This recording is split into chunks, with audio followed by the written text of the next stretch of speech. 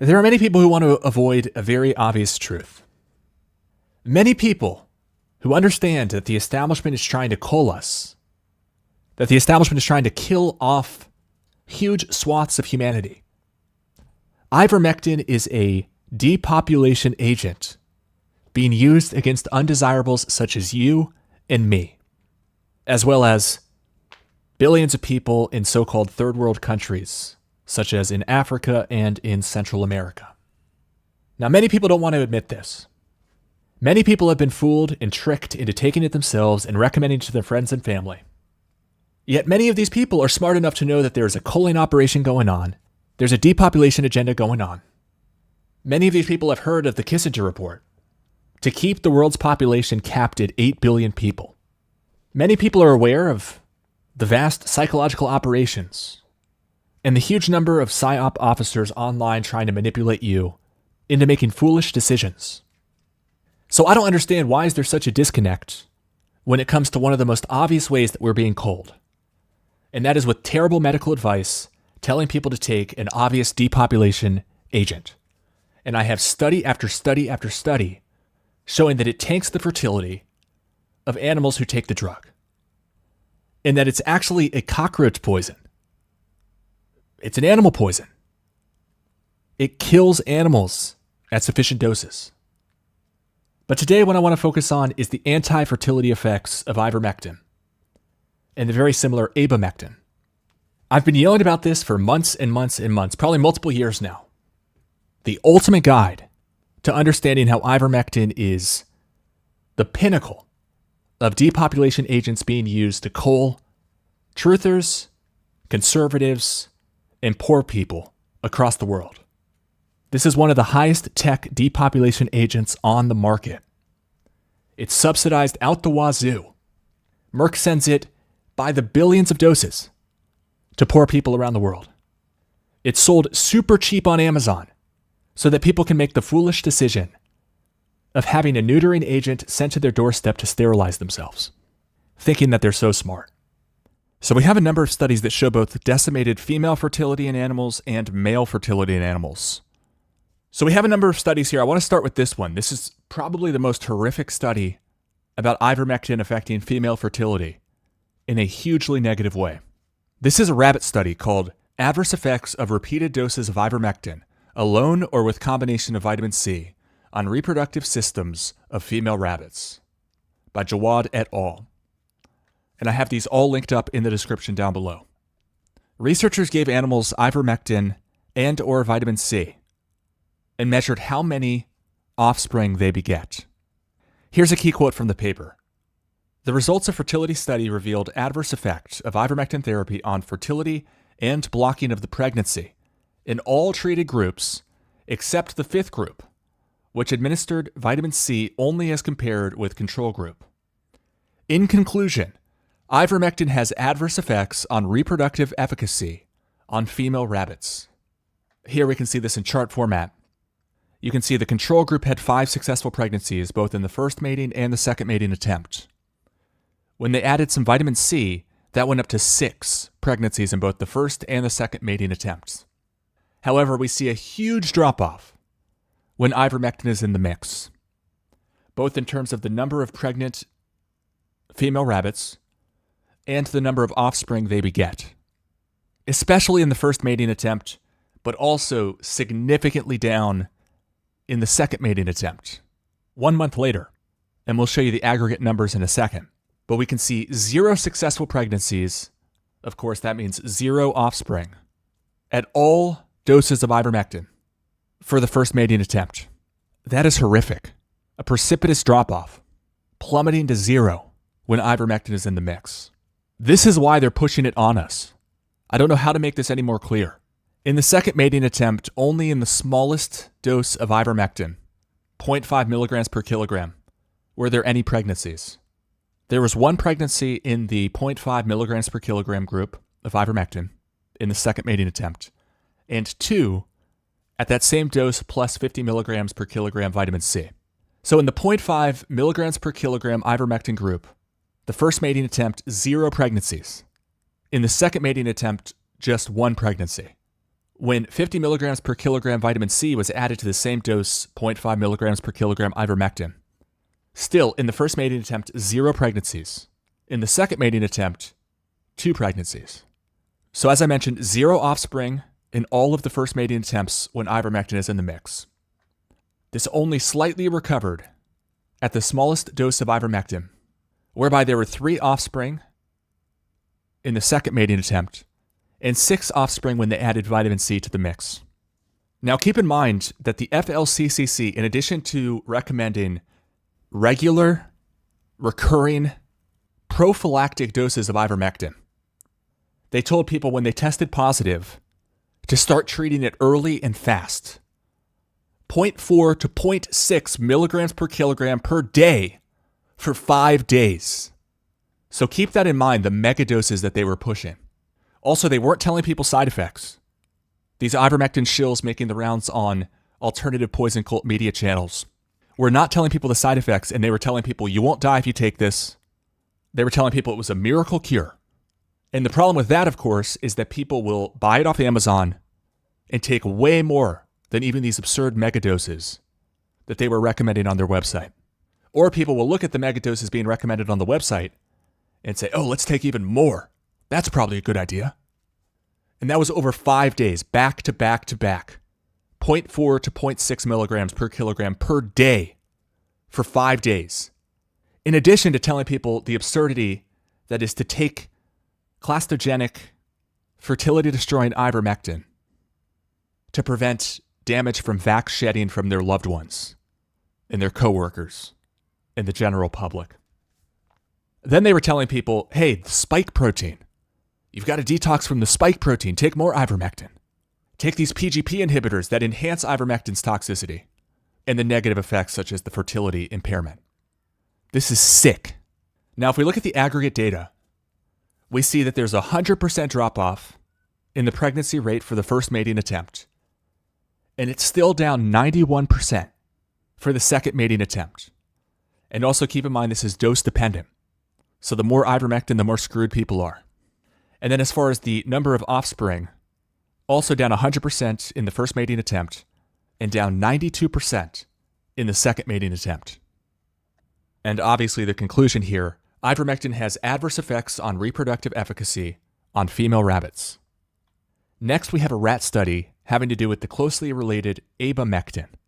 This is the one that they found in the bacteria's poisonous defense mechanism in Japan that Merck turned into a drug called Ivermectin.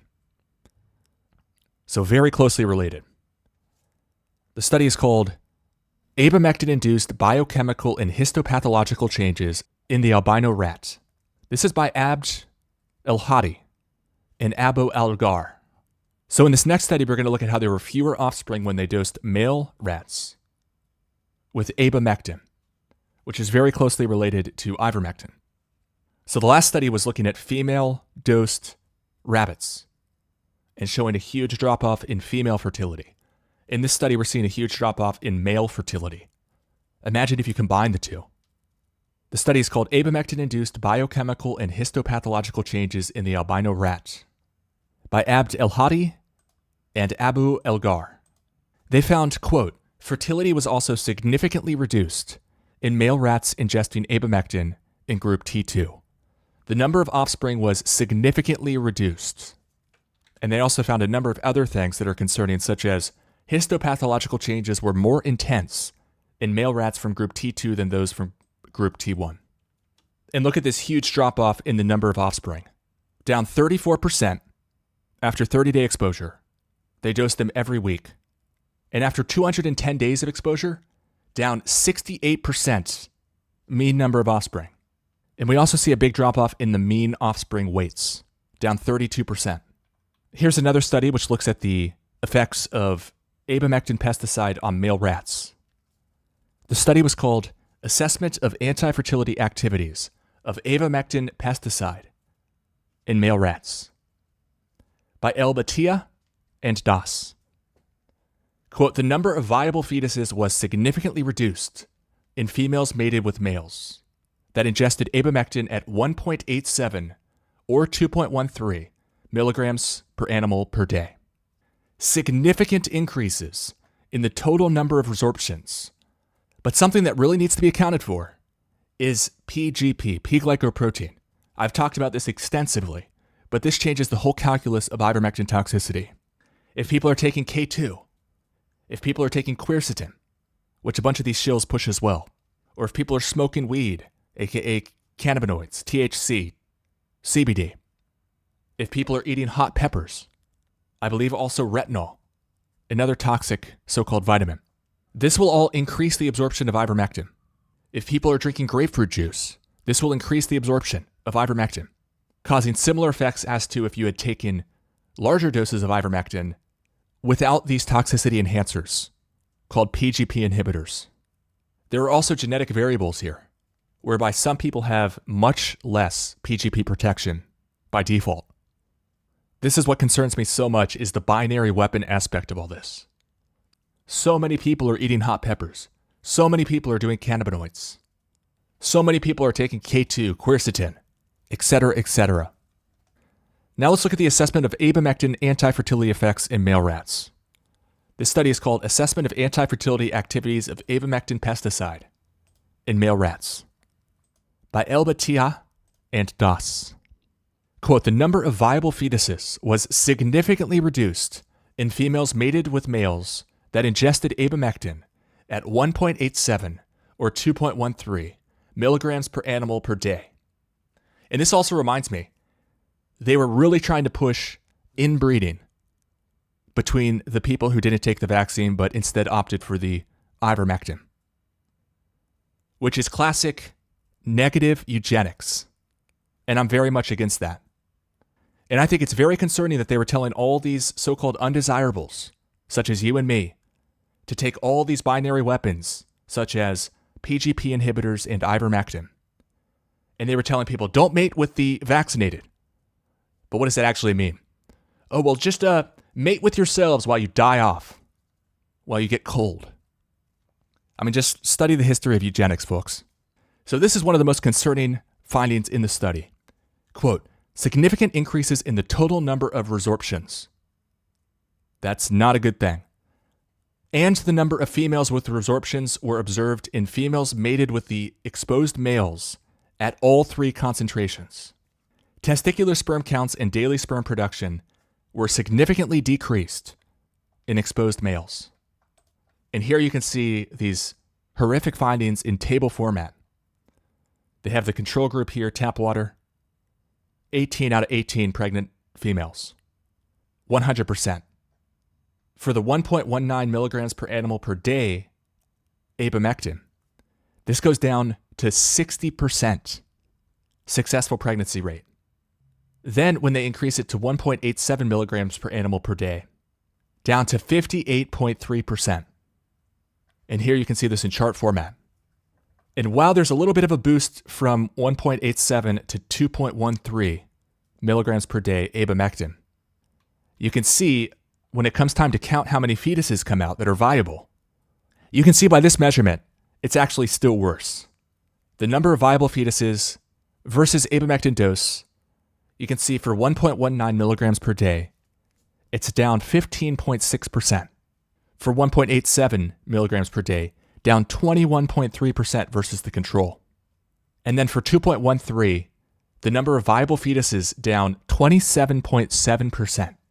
And again, this does not take into account how so many people are inhibiting their PGP with PGP inhibitors that are being pushed in tandem with this ivermectin genocide. And look at this. This is one of the most startling charts. This is the percent of animals with resorptions for each of the abamectin treatment groups. For 1.19 milligrams per day, up 500%. The percentage of animals with resorptions, up 500%. For 1.87 milligrams per day, up 414.4%. And for 2.13 milligrams of abamectin per day, up 543.2%. This is staggering. And we have lots of microscopy analysis of ivermectin versus no ivermectin. And it's very concerning, especially when you read the captions. Cross-section of the seminiferous tubules in the testes of an abamectin-treated rat, showing A, increased amount of interstitial connective tissue, and in B, congested blood vessels. So that's A and B. And then down here, this is the control group without these same issues. Quote, the results presented in this study clearly demonstrate that ingestion of abamectin for 6 weeks induced adverse effects on male fertility and reproduction. Quote, histological evaluation of the testes revealed several abnormalities, including infiltration with congested blood vessels, with marked hemorrhage, and a significant accumulation of connective tissue surrounding the seminiferous tubules.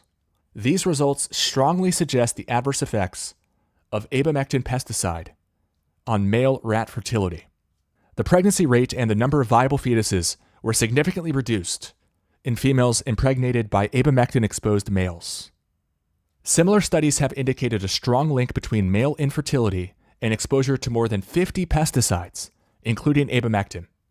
This is sourced to a 1996 study by Cox, and then another study from 1990, published in the US EPA publication, found that rats given just 0.04 milligrams per kilogram per day, abamectin, had increased stillbirths, decreased pup viability, decreased lactation, and decreased pup weights. Quote, ingestion of abamectin caused a significant reduction in both epididymal and testicular sperm counts in a dose-dependent manner. So pretty clear what caused it. In summary, our results strongly suggest that exposure to the pesticide abamectin would have adverse effects on fertility and reproduction in adult male rats. Our next study is called Toxicological and Pathological Studies of Ivermectin on Male Albino Rats by Elizagbe et al., whereby the researchers examined sperm count and the percentage of abnormal sperm of white albino rats given ivermectin. And they found, of course, a decrease in sperm count and an increase in the percentage of abnormal sperm. Look at this huge nosedive, this huge drop-off. The 24-hour sperm count down 57% with a single dose of ivermectin, and down 66% with a double dose of ivermectin. So it's not just female fertility, it's also male fertility that plummets, that gets wrecked, that gets destroyed. And then at the 7-day mark, it's still down 6% for single dose ivermectin. And for double dose of ivermectin, it's down 52% still. So no wonder they were giving out these mega doses. And remember, the FLCCC, the disgusting group that shills poison and then on their website, says, by reading our website, you agree to hold us harmless. They're pushing 0.4 to 0.6 milligrams per kilogram per day for 5 days. So that's up to a triple dose 5 days in a row. And then they were also pushing it for all this absurdity, vac shedding, spike protein, all this bullshit coming out of the ivermectin camp. Quote, significant decrease in total sperm count with significant increase in sperm abnormality was also demonstrated. So every time somebody tested positive, they were throwing people on these insane protocols. And by the way, look at this meta-analysis by this doctor here on Twitter. For ivermectin versus the control, with roughly the same number of people in the groups, for severe adverse effects, grade 3 or higher, there were 5 times more in the ivermectin arms than in the control arm. That's horrifying. Also horrifying are the percentage increases in sperm abnormalities at 24 hours and 7 days, up 207% 24 hours after, up 24% 7 days after for the single dose, and up 88% for the double dose of ivermectin 7 days after. Quote, consequently, it could be concluded that it is not preferable to use ivermectin, particularly at double therapeutic doses, mostly to breeding males. But that's all they looked at here, by the way. We saw earlier with the female rabbit study, it doesn't seem to bode too much better for female animals. The next rabbit study we're going to look at is called Pathological Studies on Effects of Ivermectin on Male and Female Rats by Gabala et al. All of these are linked up in my article, linked down below. Ivermectin has adverse effect on male rabbits that received either therapeutic or double therapeutic doses that varied from mild degenerative changes to complete necrosis of spermatogenic cells, so sperm-making cells, with complete absence of sperms. Meanwhile, female genital systems were severely affected, showing severe degeneration and hemorrhage in uterus and atritic follicles, and degenerated ova and ovaries. Additionally, ivermectin induced mild reversible pathological changes in parenchymatous organs of rabbits at therapeutic dose for short period of administration. And they also looked at the histopathological results, which revealed, quote, mild to moderate reversible degenerative changes in examined organs of male rabbits who received ivermectin weekly for 4 weeks. Meanwhile, this degeneration became more severe and extended to complete necrosis in some organs after a longer period and higher doses of ivermectin administration. Hence why they're giving people higher doses of ivermectin. These fucking bastards. Quote, pregnant females suffered from abortion, in some cases with fetal death. So this right-wing group who pretends to be anti-abortion are out there pretending like this abortion pill is a magic cure. Shame. Shame. Quote, female genital system was severely affected that showed severe degeneration and hemorrhage in the uterus, as well as atritic follicles and degenerated ova in ovaries. Maybe that's why in the other rabbit study, we saw fertility plummet to 0% of the control values. This is a microscopy slide showing testes of male rabbits who received 0.8 milligrams per kilogram ivermectin for 4 weeks. And they show the presence of multiple sperm giant cells.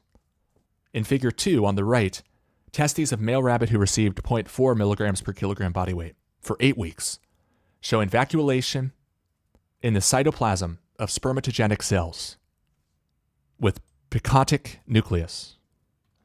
Here's figure 3, epididymis of male rabbit receiving 0.4 milligrams per kilogram body weight, ivermectin for 8 weeks, showing accumulation of necrotic sperms, and some of them hyalinized together with mononuclear leucitic infiltration in the epididymal tubules. This is really graphic here. Feti of pregnant does that received daily ivermectin at doses of 0.4 milligrams per kilogram body weight, slaughtered at 28th day of pregnancy, showing stunted growth, which is something we see in study after study, smaller offspring. In figure 14, the ovary of pregnant does that received daily ivermectin at 0.4 milligrams per kilogram and slaughtered at the 28th day of pregnancy, showing multiple degenerated and atritic follicles scattered on the ovarian stroma. The next study we're going to look at is called Abamectin pesticide exposure in male infertility. Human exposure studies supported by animal studies point out a considerable relationship. By Selick Onzensi et al., the researchers examined a very similar pesticide to ivermectin, Abamectin. Abamectin levels in plasma, testes, liver, and adipose tissues increased substantially in LTG and HTGs. So those acronyms stand for low toxicity group and high toxicity group, which are the two groups of treatment for these rats, the different poisoning levels. Besides normal appearance, germinal epithelium revealed presence of marked depletion of germ cells and occurrence of multinucleated giant cells. Sperm motility and pregnancy rates decreased significantly in experimental group rats. High plasma abamectin levels were found in infertile farmers. Quote, percentage of sperm with normal chromatin, membranous and cytoplasmic maturity, and sperm motility decreased in infertile men.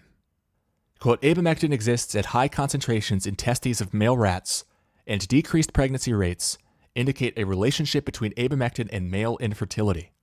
Tubule damage and decreased sperm motility may explain this effect. Sperm motility, sperm maturity, markers of farmers exposed to abamectin were negatively affected. Thus, abamectin exposure can contribute to male infertility. No wonder this was pushed on the conservatives. In a study called Effects of Ivermectin and its Combination with Alpha Lipoic Acid, an expression of these genes here in male rat fertility. We're going to focus on the male rat fertility measurements. This was a study by El Madawi and Nabi. The researchers looked into ivermectin and changes in fertility metrics and expression of two genes in rat testes. Again, this does not take into account that many, many people are inhibiting their PGP with substances like caffeine, marijuana, CBD, THC, K2, quercetin, hot peppers, retinol, etc., etc.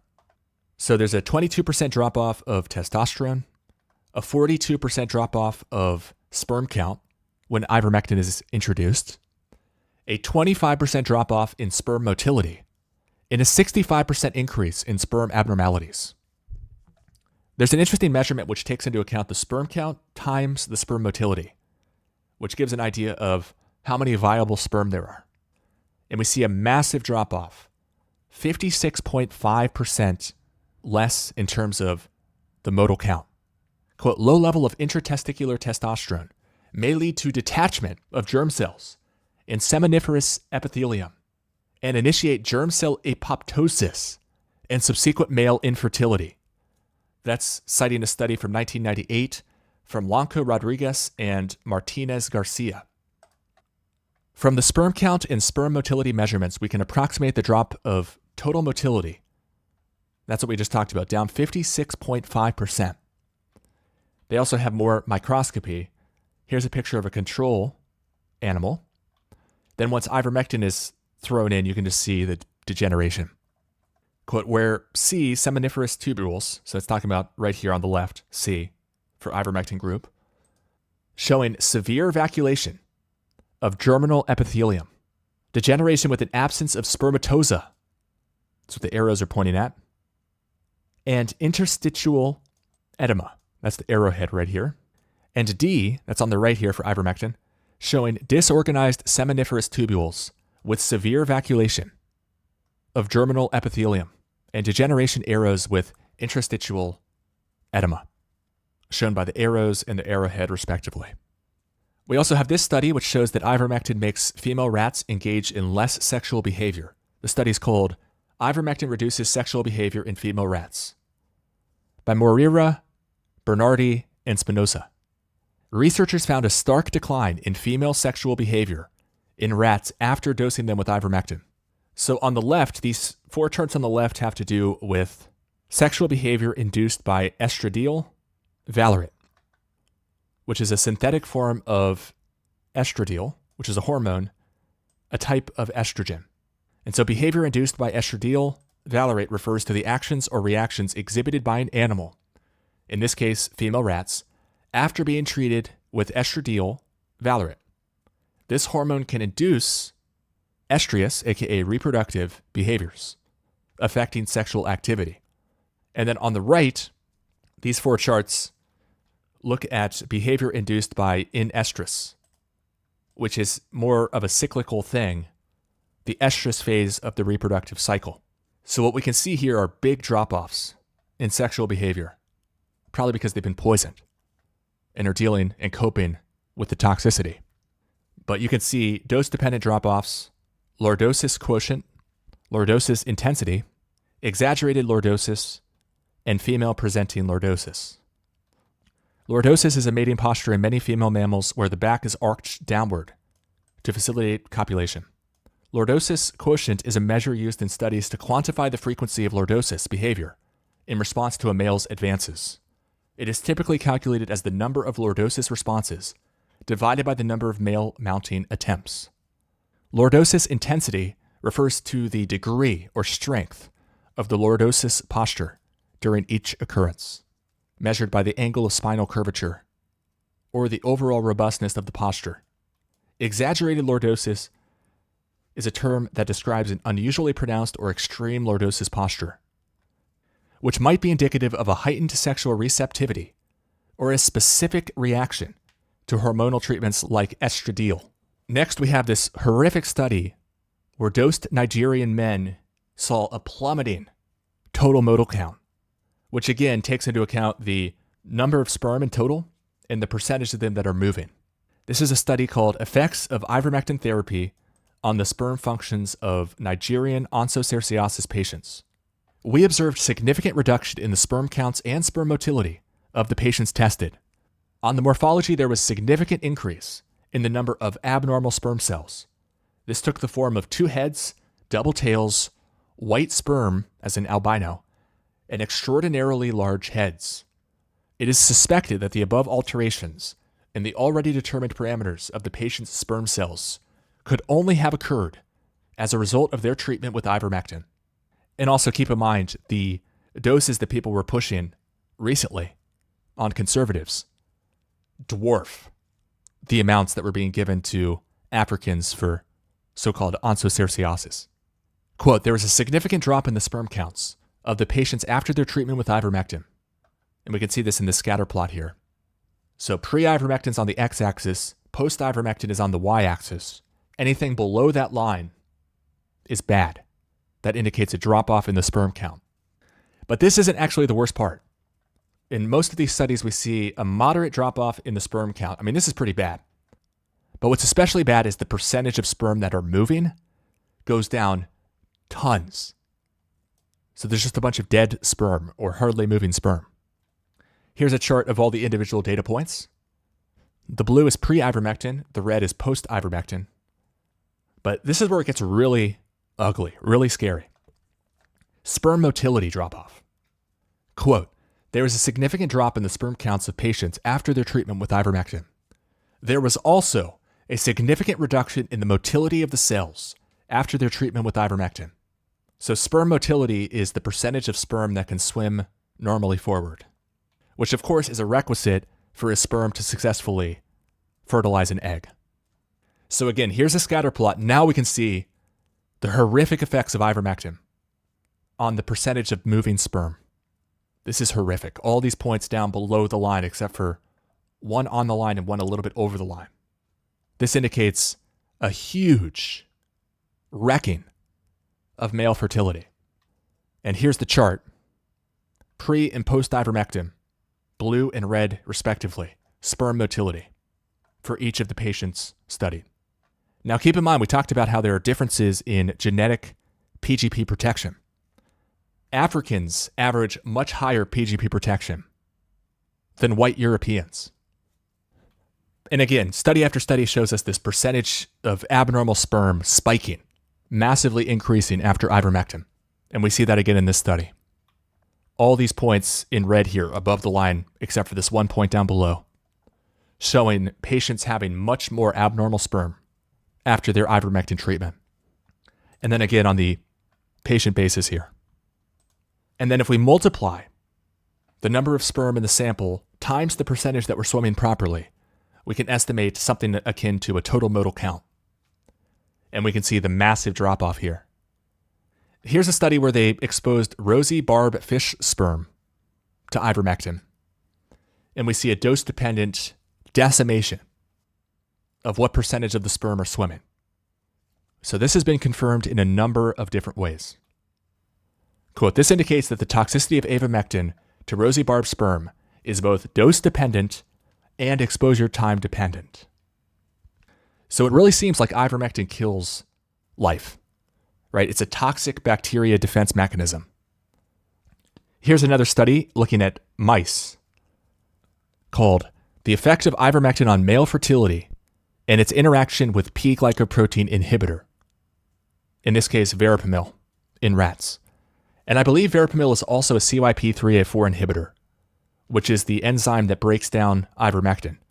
So if you inhibit PGP or if you inhibit CYP3A4, and then if you take ivermectin, you're going to have a much larger absorption of said ivermectin because your detox pathways, which are desperately trying to rid your brain of this crap, rid your testes of this crap, rid your placenta of this crap, are unable to cope because they've been inhibited. They've been shut down. And interestingly, in many of the ivermectin studies recently, they forbid people from taking even grapefruit juice, which decimates the CYP3A4. It also, I think, inhibits PGP, but I'm not as sure about that. They also forbid in these studies people to take PGP inhibitors. So what's interesting about this study is we see the drop-off in sperm count for ivermectin. And so they gave 0.3 milligrams per kilogram body weight once a week. So much less than the human patients are receiving for 8 weeks.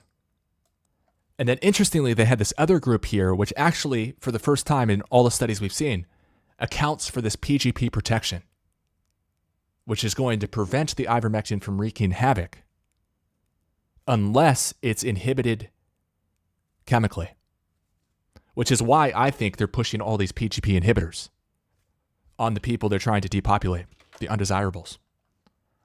And so that's what really jumps out in this study here. Is there's a 12% reduction in the sperm count of the ivermectin group. But when the animals were given PGP inhibitors, down 46%. And for sperm motility, down 8% for ivermectin alone, and down 23% ivermectin and verapamil. And I think of all the people who are drinking coffee, eating hot peppers, eating curcumin, taking K2, taking quercetin, taking retinol, aka vitamin A, it's a recipe for disaster. And it's something that is never mentioned. In fact, all these shills are pushing PGP inhibitors as well. So it's likely that people who fall for the ivermectin scam also are falling for the binary weapons that enhance its toxicity and its anti-fertility effects. Also, anybody who smokes marijuana, anybody on cannabinoids, CBD or THC, which are a lot of people. So again, PGP is linked to the integrity of blood tissue barriers, such as the blood-brain barrier, testes, or placenta, and a partial blockade of PGP could be responsible for a new drug distribution in the organism, with possible increases in drug rates in organs behind these barriers. Therefore, concomitant administration of substrates and PGP inhibitors would modify drug pharmacokinetics by increased bioavailability and organ uptake. Yet, is this warning ever passed along? Hell no. In fact, it's purposefully being exploited to disastrous outcomes. And the anti-fertility effects are just a part of this. It's the key focus of this video, but I'm also extremely concerned about lowering of lifespan, people falling into comas or dying outright. Here's some more information about genetic differences in this TT-MDR1 gene. So MDR1 is multi-drug resistance, which is a detox mechanism which protects us from toxins. Cancer researchers dubbed it multi-drug resistance because they were having a hard time killing certain cells, namely cancer cells. But this also applies to other cells in the body. They were just so laser focused or corrupt that they couldn't be bothered to see, do the other cells protect themselves with PGP? So they tried to just inhibit people's PGP while they gave them toxic chemotherapy, because in a petri dish, they were able to kill cells faster, kill the cancer cells faster by wearing down their detox mechanisms and then toxifying them with chemotherapy. The problem is you can find numerous papers saying that this did not bode well because the PGP inhibition was not specific, so it wore down other key protections in the body, leading to bad clinical outcomes. So here's one such paper. P-glycoprotein in cancer, what do we currently know? Given its clinical importance, it was hypothesized that the inhibition of P-glycoprotein and other ABC transporters could result in the reversal of the MDR phenotype in patients. However, the results observed in vitro could not be replicated clinically because those that have been deployed all led to varying degrees of toxicity. No inhibitor has been shown to safely and completely reverse MDR in human clinical trials, especially due to issues with pharmacokinetic or pharmacodynamic interactions and toxicities. And one more quote from the paper. Despite successful attempts of MDR reversal in cell culture settings, the shortcoming in the clinical setting is associated with low specificity and high toxicity levels. The toxicity can be interpreted as a result of the dosage required for PGP inhibition that leads to unacceptable side effects due to non-selective distribution in the body upon delivery, as well as the co-administration with anti-cancer drugs, which may be noxious.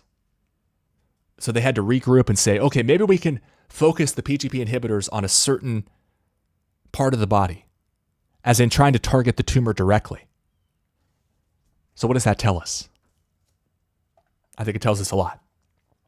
But check this out. There's different studies over the years which looked at various populations and measured the genotypes associated with enhanced PGP protection, aka multi-drug resistance. I mean, you could call it multi-toxin resistance. I think that'd be a better name. And one of the drugs that's being resisted in MDR is ivermectin. But what's interesting here is if we look at, say, Kenyan and Ghanaian, we see there's practically zero of this least protected group, TT, which is the recessive allele for both of the two. Compare that, say, with German Caucasian, 24% have the alleles for the least amount of PGP protection. And then they could also likely be drinking coffee or smoking weed or taking K2 or retinol, etc., etc., etc. Quercetin. And then also this middle group is interesting. We also see large amounts of lessened protection, but not quite the least protection. So C/T is less protection than C/C, but still a little bit more than T/T. And so if you add these up, you see that Africans are blessed with way more PGP protection, generally, than white Europeans. And there are groups that are even more predisposed, such as Southwest Asians in this study. 38% C/T, 47% T/T. And then back to the rat study, now that we're actually accounting for PGP inhibition. Let's look at some aspects of sperm generation, the sperm life cycle. You can see in the chart here the different stages, the different divisions. And look at this extremely concerning chart. When the PGP is inhibited and the ivermectin is administered, all of these abnormal sperm metrics shoot through the roof. Next, let's look at a sheep study, which finds a huge drop-off in the sperm concentration and the sperm motility. This is a study called An Investigation of the Effects of Ivermectin on Blood Serum, Semen Hyaluronidase Activities, and Spermatological Characteristics in Sheep by Taniel Deasy and Boskert. All of these are linked up if you want to read them. Here's a quote from the paper. In this study, the values of sperm motility and concentration were observed to decrease significantly with the p-value of less than 0.01 when compared with the control groups. And I put this into a chart. So you can see the blue line is the sperm concentration control, and the red line is the sperm concentration over time after the ivermectin administration at T0. So it's trending downward, and it's way, way underneath the control levels. I put this into an easier to read chart here. Sperm concentration versus time. You have the control in blue on the left, and then 1 hour, 24 hours, 48 hours, etc. And you can see these huge reductions. Just 1 hour in, it's down 26.4%. 24 hours in, down 30.5%. Way down at 48 hours, down 54.5%. And then it ends up 264 hours in at the lowest point, down 65.3%. And then here's the sperm motility chart over time. The control on the left shows maybe 76, 77% sperm motility is the baseline. And you can see this huge precipitous drop-off where at many points it's now below 50%.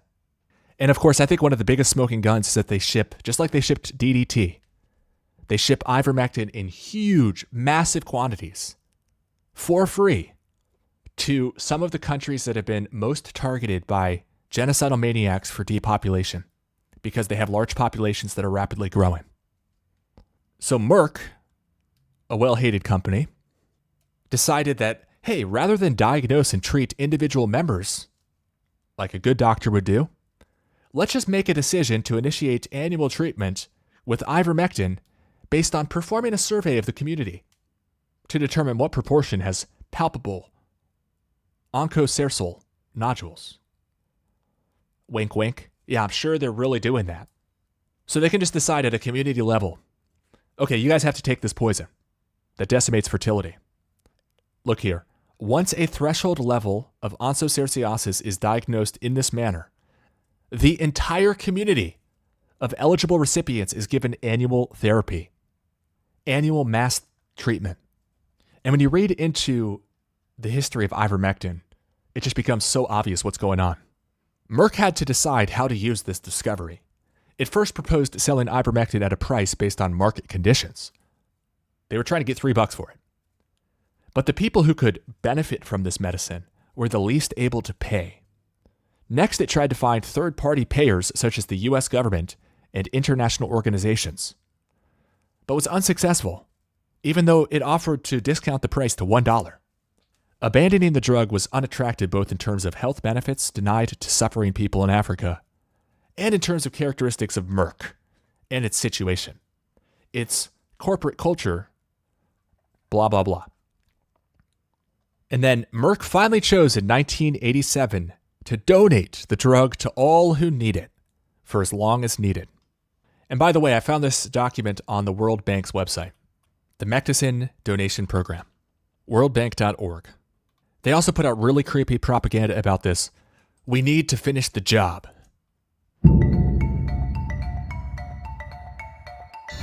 Once upon a time, there was a fly born in African rivers. And to live, it had to bite humans. Something had to be done about trapping people in poverty. Something had to be done about this little fly. 1974. Something was done. Using helicopters, spraying insecticides into rivers in 11 African countries. It was called the Onchocerciasis Control Program. Where it was tried, it worked. The disease stopped spreading. People returned to farm. But the existing infections carried on. 1990. 11 of 30 countries had been treated. 19 more countries to go. Then a drug used to fight heartworm in dogs is re-examined. Turns out, in people, it works like a miracle on river blindness, killing the larvae, preventing new infections, stopping the itching immediately, putting an end to infected people going blind. Merck donates all the pills needed to control the disease. Just 1 or 2 pills a year per person, no exceptions. No exceptions. That is horrifying to me. And they've clearly expanded this genocidal campaign to conservatives and truth seekers, anti-vaxxers. And I find this video extremely concerning as well. This is a professor at some school spilling the beans about ivermectin and other pesticides used, sprayed into the rivers. Listen to this. Now, so how do we go ahead and deal with the controlling the disease? First of all, the first approach is you control the vector.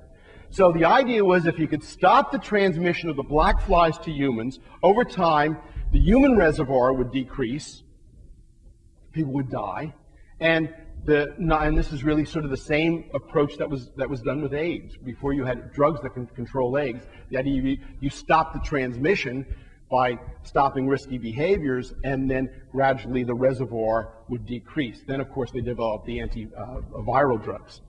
The parasite, unfortunately, lives a long time, 9 to 11 years in the human body. So you really need a long time to actually have growth. And the way they did this was by applying insecticides to control the black flies. Everything else that was attempted, biological control, everything that was tried, nothing worked except these insecticides. And the vastness of this program is unbelievable. Every week, 35,000 miles of rivers were sprayed with insecticides, in some cases for 20 years, to try to control these biting flies. And so what happens is using helicopters throughout this region, 35,000 miles of rivers were sprayed. Here's an application of pesticides. Natural selection, and a particular type of natural selection, which Dr. Holzenbeck mentioned, called directional selection. It's pushing them in one direction, okay? So know it by Monday, okay? So that's one of the things that we found, is that you have to manage for resistance to avoid this insecticide resistance. Okay, and how does this work? Well, here's the black fly. It's got these little fans here. It's laying back in the water, and all these particles that it feeds on are passing over it, and all we do is make sure that the insecticide is in a particle, so that as it passes over, it catches it in the fans, eats it, and then dies. So that's really the very, very simple mechanism of doing this. Okay, but just quickly, the other approach is you control the parasite, the strategy of chemotherapy. So ivermectin, and any of you ever heard of ivermectin? Ivermectin is a veterinary drug that if any of you had a dog that had dog heartworm, you gave the dog ivermectin. Ivermectin is a veterinary drug. This suddenly, about 20 years ago, it's approved to use in humans. So now we can distribute it to humans. It only kills the larvae. It doesn't kill the adults at all. And the idea was to give an annual dose to everybody in West Africa who was over 5 years old. And the drugs were donated by Merck, a big drug company that's always in trouble with some of its products. But they've actually donated for years drugs for free. So what we did in our program is we distributed drugs to almost 7 million people a year. And we did this using volunteers, teachers, village-based healthcare workers. And one of the things that was kind of interesting, although volunteers implies that you don't give them any money for this, is that the Dutch government gave us money to give us like a reward or a thank you to the volunteers, because they would spend their own time going out and distributing these drugs. And so we thought, well, we'll just divide the money up and we'll give everybody $5 or $10, whatever it is, which is a lot considering that the household income is about $250 a year. And so I think it's very important to point out what's happening here. In 1974, in a secret government document, Kissinger spearheaded the World Population Plan of Action under Nixon's presidency, which is nothing short of an atrocious secret government document talking about capping the world's population at 8 billion. This was official government policy in the U.S. World policy and programs in the population field should incorporate two major objectives. Look at the second. Actions to keep the ultimate level as close to 8 billion, rather than permitting it to reach 10 billion. The U.S. offered to collaborate with other interested donor countries and organizations. For example, the WHO, the UNFPA, the World Bank, and UNICEF, to encourage further action by lesser developed countries' governments and other institutions to provide low-cost, basic preventative health services. Blah, blah, blah, right? Concentration on key countries. Assistance for population moderation should give primary emphasis to the largest and fastest growing developing countries. These countries are, and this was back in 1974, so this list changes: India, Bangladesh, Pakistan, Nigeria, Mexico, Indonesia, Brazil, the Philippines, Thailand, Egypt, Turkey, Ethiopia, and Colombia. Bilateral assistance, to the extent that funds are available, will be given to other countries, considering such factors as population growth, etc. At the same time, the U.S. will look to the multilateral agencies, especially the UN Fund for Population Activities, which already has projects in over 80 countries, to increase population assistance with increased U.S. contributions. This is desirable in terms of U.S. interests and necessity in political terms in the United Nations. By the way, the United Nations have had multiple population conferences and have teamed up with the likes of Margaret Sanger, who has some really insidious quotes about black people. The World Population Plan of Action is not self-enforcing and will require vigorous efforts by interested countries, UN agencies, and other international bodies to make it effective. Yet you're telling me that they're going out of their way to spend all their funds to save a bunch of lives in Africa, to heal river blindness. Gotta be a fool. So if you look at where Merck and the so-called Task Force for Global Health are sending all of these billions of ivermectin pills, it becomes crystal clear what's going on. So there's a Merck article which claims that they've sent 4.4 billion doses. Here's a list of the countries that receive or have received ivermectin donations from Merck. And some should jump off the page here. Nigeria, Brazil, Guinea, Mexico, Thailand, Venezuela. I'm trying to remember which countries we were looking at earlier.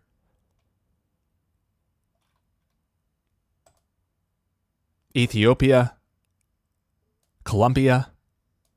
There's a huge overlap in these two lists. And if you just think about the types of countries and the socioeconomics of it, these closely match the different target groups of Kissinger's Worldwide Population Plan of Action, aka the Genocidal Declaration. And then here's some more information from a 2015 WHO report about where the ivermectin tablets are going. You can see these huge numbers here for Nigeria, for instance, the DRC, Uganda, Cameroon. So I hope everybody sees this obvious connection and can put two and two together. Now, who is helping Merck send all these pills for free? The Task Force for Global Health. Who are they? The task force works in partnership with ministries of health and hundreds of organizations, including major pharmaceutical companies that donate billions of dollars annually in essential medicines. The major funders include the Bill and Melinda Gates Foundation, the CDC, the WHO, the Robert Wood Johnson Foundation, the Beaumont Foundation, United States Agency for International Development, Sightsavers, Pfizer, Merck & Co., Johnson & Johnson, and GlaxoSmithKline. I'll just share this one last image here. This is an actual product being sold on Amazon. Cockroach poison, Abamectin. Active ingredient, Abamectin, 0.05%. Delivers 100% mortality. So they tricked conservatives to chug cockroach poison and to push it on their loved ones and their friends. Shame on the ivermectin shills. Shame on anybody who's still trying to mislead people into taking this crap. And ultimately, they're just plain dumb. It's my contention that they are purposefully pushing depopulation agents on us for the reason of depopulation.